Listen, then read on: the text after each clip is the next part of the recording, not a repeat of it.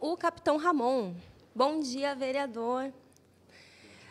O senhor falou sobre o tema da mobilidade urbana, retomou as questões de problemas no fluxo do trânsito de Caxias. O que o senhor destaca sobre toda essa situação que você falou hoje mais cedo?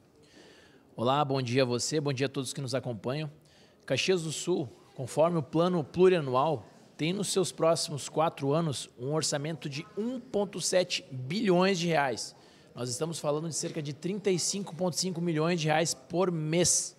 E aqui a indagação que eu faço a você que está nos assistindo. Quais são as últimas obras que você viu aqui na cidade de Caxias do Sul? Hoje nós não pensamos na mobilidade urbana como um grande centro que Caxias é. Somos a segunda maior cidade do estado. Precisamos pensar como a segunda maior cidade do estado. E hoje, praticamente, o nosso trânsito como um todo, ele está um caos. Justamente porque Caxias do Sul, como antigamente era uma cidade interior, ainda continuamos com esse status quo.